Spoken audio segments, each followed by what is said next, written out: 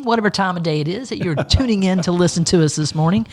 This is the Bookworm Mom, and we are excited today to have a brand new author on the show. Extremely excited, Yeah, yes. Mr. Yaser Yarghal. Now, this isn't just your everyday author. This is a young man who went through a hardship as a young guy. He was actually born and raised in Afghanistan, obviously during the period of the global war on terror. And he not only excelled and prevailed through some very tumultuous times. I can't imagine. I've never lived in a war zone, so I can't even imagine that.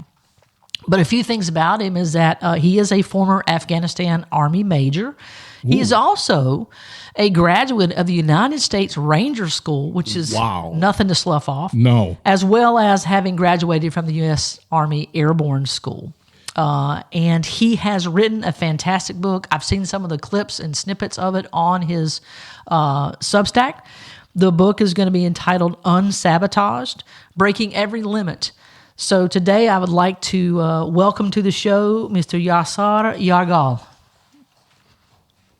Thank you, Shannon, for having me here and for the opportunity to talk to your audience today. So great to have you. Hey, Yaser, I noticed on your LinkedIn page that you had a newsletter, and one of the quotes that came up in your newsletter that just kind of popped out to me, it said, you wrote a book that covered moments that rewire who we think we are. Tell us a little bit about your childhood, because I know that plays an integral part in the writing of your book. So what was it like growing up in Afghanistan as a young child?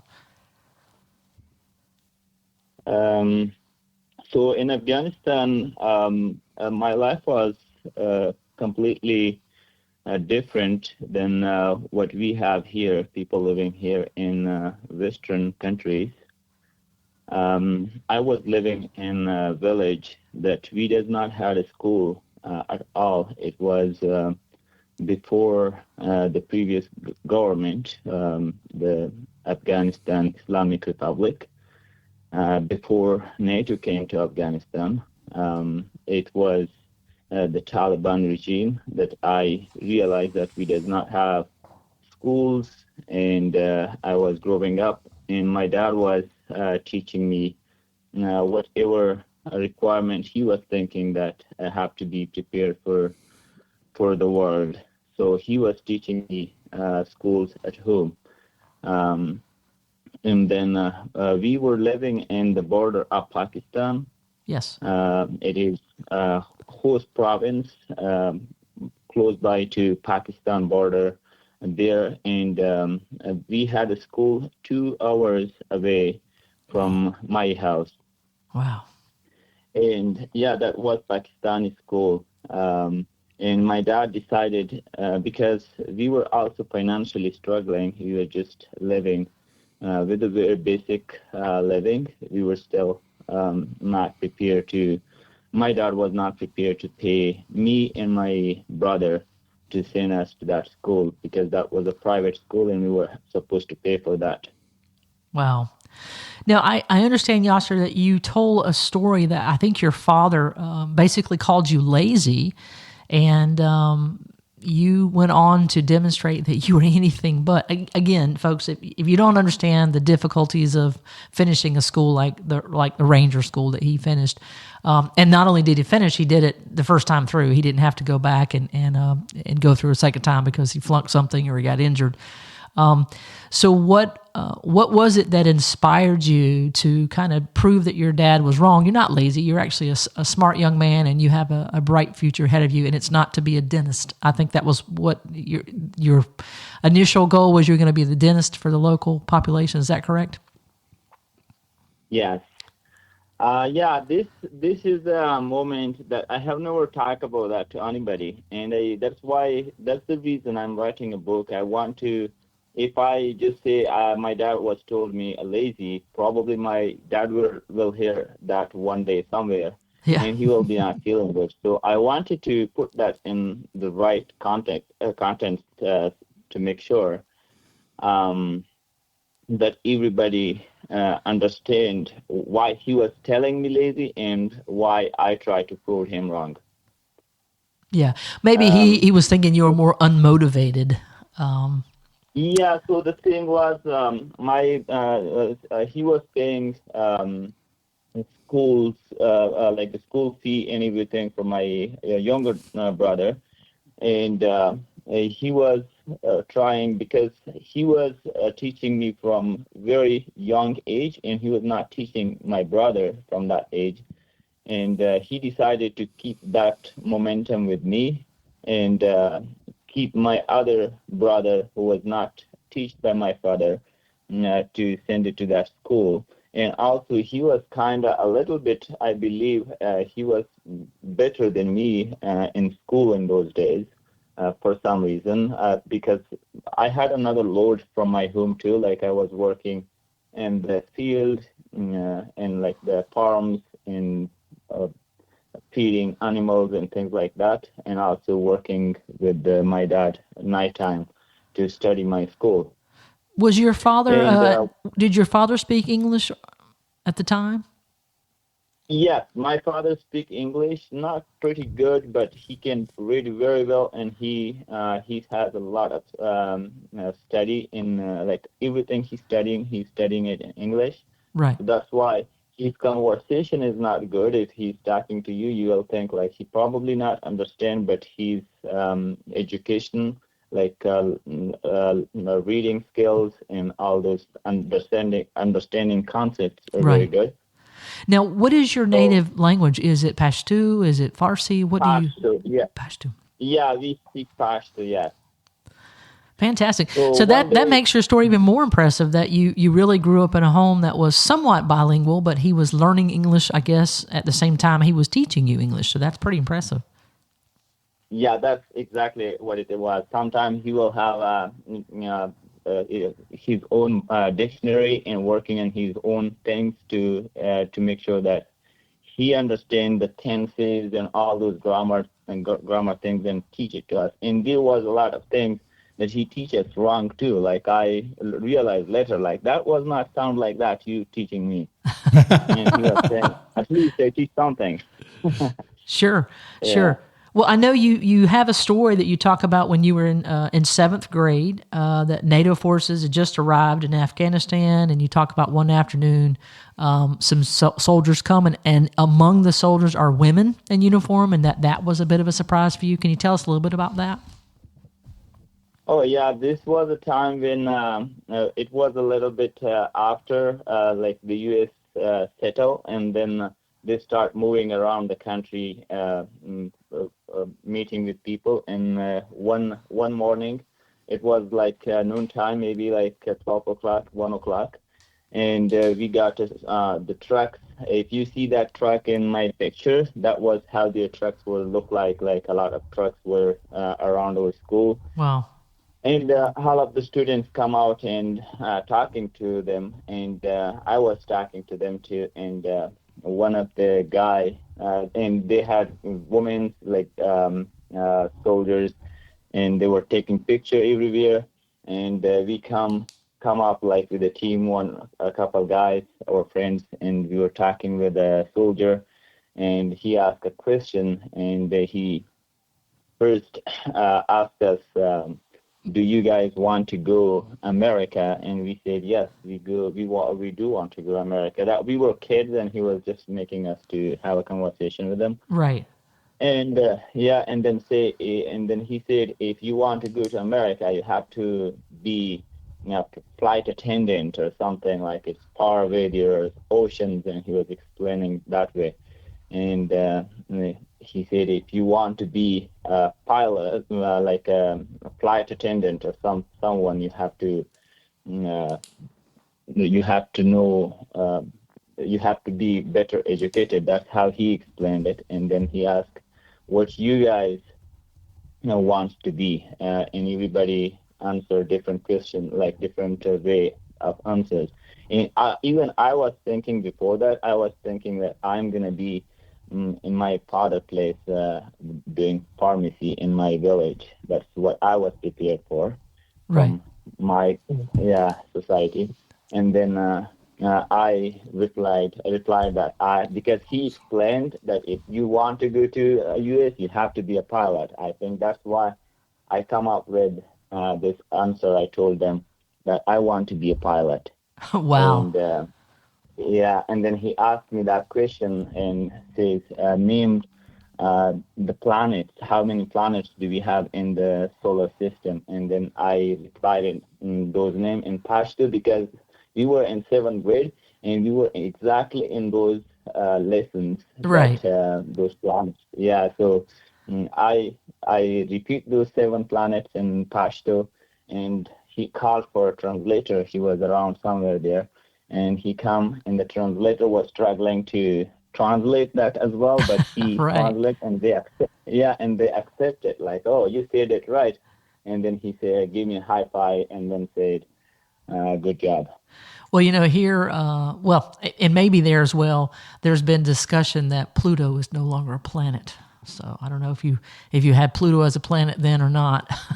So So in that time we were studying nine of them, and then I never studied too much about them after. But I learned that the planets are coming up. Like there are not nine planets anymore. There are a lot of planets. But on that time, because our curriculum was the old system curriculum, I sure. believe that's why we were studying that thing. Yeah, I always say when people say, "Oh, well, there's new information," and can you believe it changed? And I thought, yes, at one point in time, we actually taught that the world was flat, and there are a few people who still seem to believe that. But Yeah. despite the fact that we've sent spaceships up that have actually orbited the globe, but anyway, yeah. So your story is so fascinating. So what? So now let's get you through high school, and you then.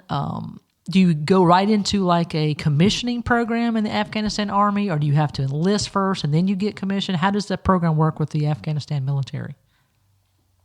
Okay, so there was certain time that I was almost ready to quit the high school and go help my dad to fight with that poverty and all those things. Right. But my dad prevent that.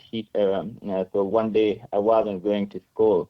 I was deciding not to go to school, and my mom realized that, and my mom sent someone behind my dad, and my dad returned back to whom, and he talked to me. He said, "I don't want you to be a doctor or someone and then help me. I does not need your help, but I do want you to graduate from university, Oh, and I wow. will do what."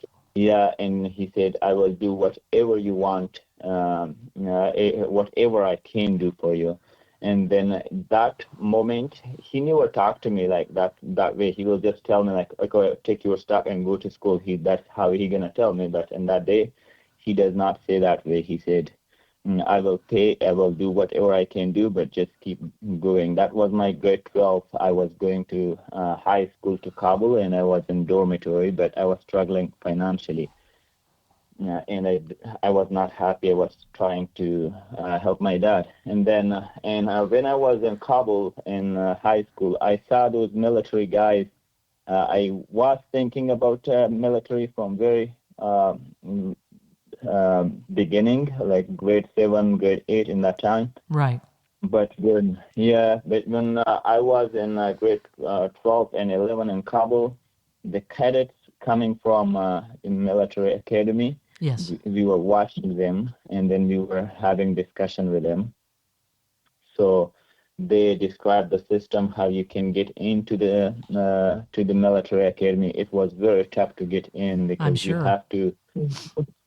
have to be connected, or you have to be somehow you have to get the forms and then pass the exam. That's the second thing, that you have to pass the exam to go there. Yeah, even here in Uh, the States, it's not easy to get into one of the military academies. You have to have either a U.S. senator or a U.S. congressperson write a letter saying that they are acknowledging you're going in. So I can't imagine that it would be less difficult for you. So that's pretty impressive that you got in to the academy there yeah, and and became a then cadet. yes, and then that's how I find out from there. And then I actually, before that, I was thinking to go to just regular army soldier or surgeon or something like that because I Right. was very excited. But I was lucky to find out about the academy and then went there. So now, after you graduated the academy, now you're a commissioned officer in the Afghan military. What was your first assignment? Where were you first assigned?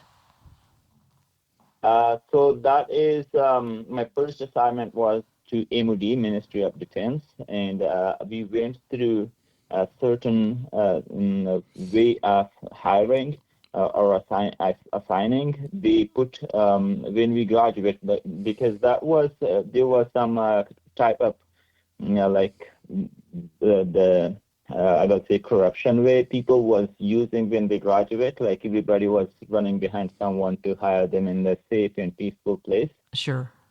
So they decided, the leadership decided to put all those available positions for new cadets, like new graduates, and then you have to go grab one little slip, and that will be your position, and they write it down like what is that position, where it is located, which unit you're going.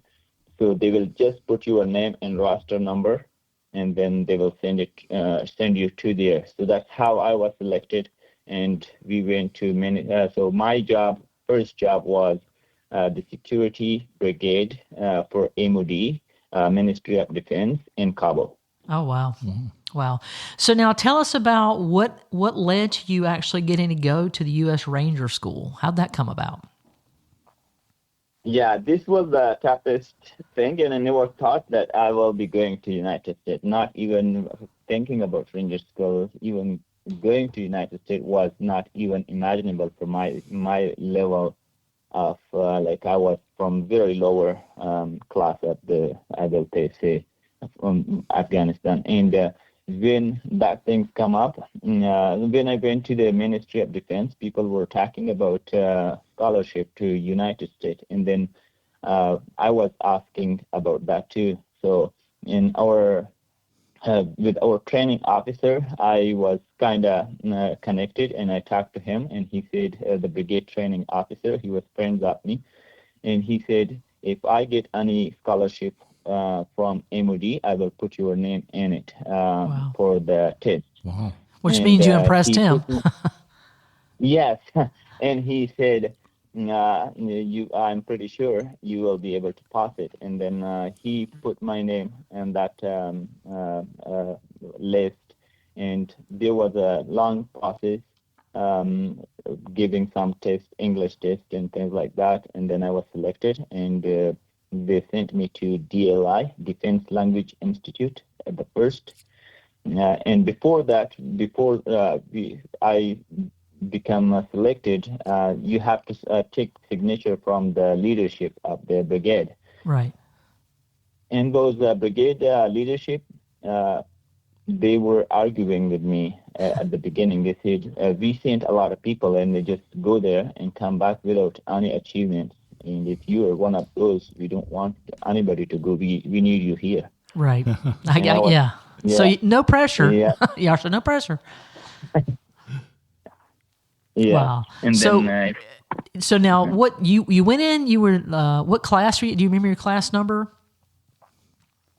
the class number for Ranger so school. first time I went to, yeah, so first time I went to DLI, and then they sent me to IBOLOC, Infantry Basic Officer Leadership course. That was my actual course to go to, and then I had a good result, so they select me for Ranger School. It was 2015, class 17, but I'm not 100% sure about the class. I forgot, and I never see my document what Well, class it's okay. The exactly point it I was. wanted Yeah. to make everyone understand is that you didn't have to roll back again. That was what I was kind of getting at. You managed to go through without having to repeat any of the steps. Which there are lots and lots of United States Army Rangers who did not get all the way through once. They had to go back a couple of times. So that's impressive. So now you get you get through the Ranger School, then you go to Airborne School, and then obviously you're back to Afghanistan. Where were you in August of 21 when the Abbey Gate event happened in Afghanistan and we started pulling everybody out? Were you there in Kabul at the time? Yeah, this is a question that everybody will have from every Afghan. I was not there in Kabul when the collapse happened, but I realized that collapse is going to be happen 8 months before it Right. happened. Yeah, you saw the So writing on the yeah, wall. yeah, and I'm writing it, and it will be coming, and I will be proving that why I was thinking it's going to be happening. So now, Uh, are you in the United States now? I'm assuming you are here in the States now. I am in Canada, Okay, you're in Canada. yeah, yeah, Alberta. Because I know, I'm assuming you saw Lieutenant Commander Scott Mann said he would like to get you down to one of the 11-day showings. So I wanted to see if you were interested in maybe meeting me at the one that's either in North Carolina or Virginia. That would be great. I would love Shannon. I'm working on that. I'm in the process to prepare my paperwork and everything, get it ready, and have not confirmed with the Scotsman as well. But as soon as I find out that I will be able to get there, I will be texting you and letting you know.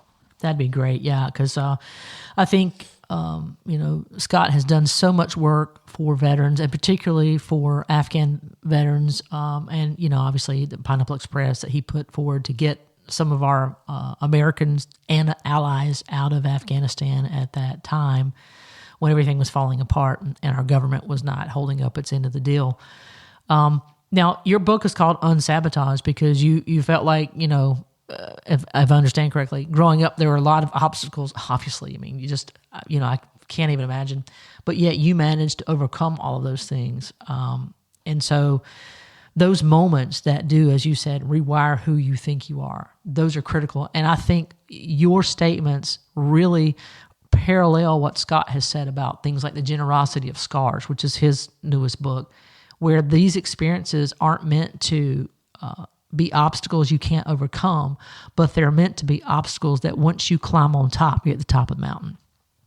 And so, with this book finished, now you've finished writing it. What are the obstacles left for you to get it published? So right now it is with a professional developer, developmental editor. He is working on it. It will be finished by 22 May, and I'm gonna review it and send it back. We're gonna finalize it by June 15 or something like that, and then it will be going to a couple more editing, like copy editing, and then cover design. I will be releasing it in January 2027 for sure. I am so excited for you. And I know folks may be listening and thinking, that's such a long time. But listen, folks, I know that he's not telling you everything because honestly, anytime you are a military officer or even enlisted and you write a book about any kind of experiences that, trust me, the government, in this case for you, it's both the Afghan government and the U.S. government, and I'm sure even the Canadian government saying, you can't say that. You can't say that. You can't reveal that information. So I know that you're going through a process of what you're allowed to say and share. So wow, that you're going to have this book ready to go by January is phenomenal. I can't wait to get my hands on a copy. And of course, obviously, I'm gonna if able, I want to have a signed copy from you.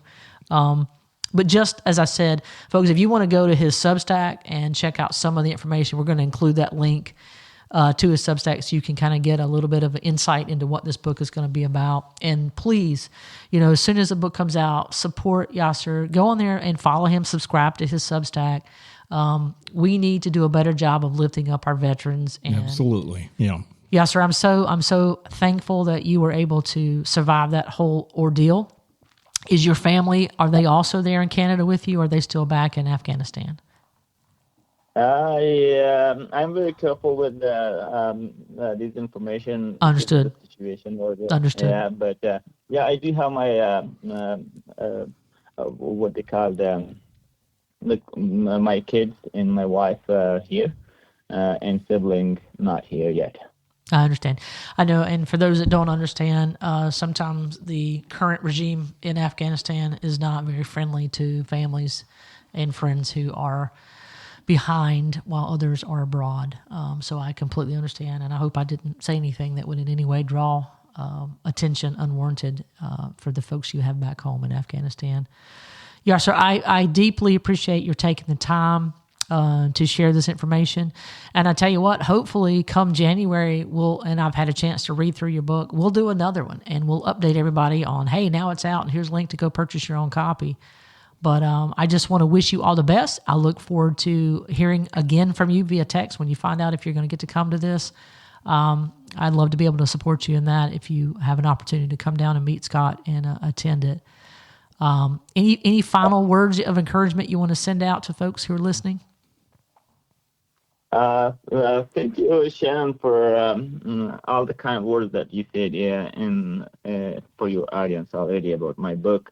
No, I will be just waiting to make sure that it is ready for January 1st, and I will let you know when I'm coming to see Scottman, and I will let you know that I'm coming, and I will definitely see you in Florida.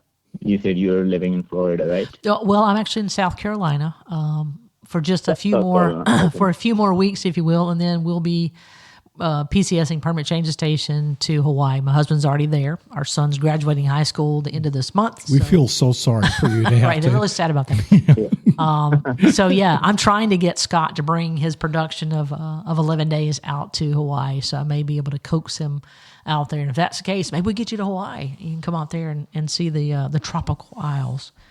But Yaser, again, thank you so much. Deeply appreciate you. And folks, hang on to your hats. January's coming before you know it. You'll get your hands on this book. But again, like I said, we're going to leave the link in the podcast. You can actually go to a Substack, read some more information, and kind of whet your appetite for the book that's coming out. Coming up in June, speaking of Scott Mann, we have him scheduled to do an interview with us the first part of June. He's very, very busy. He's out, he's got the 11 Days play that he's doing himself. Plus he has Eulogy of a Marine that's already out, and that's touring around the country. And then he's written so many books, and this is, I believe, is his second or third book in this trilogy that he's doing. Wow. The Generosity of Scars. That book will be available to everybody come May 12th. Yeah. There's a few copies out already. So he'll be interviewing here with us on the Bookworm Mom. I'm very excited about that. And we have a few other authors that'll be coming in as well. So exciting times for the podcast. But thank you all for tuning in. Please like us, subscribe. It's free. We don't charge you. Send any comments, any suggestions for books or authors you'd like to see us read or review here on the Bookworm Mom. And as always, have a great day. Thank you, everybody. And that's another episode of the Bookworm Mom. And if Yaser's book is even a tenth as interesting as his life story is, we can't wait for it to come out in 2027. Thank you, and have a great day.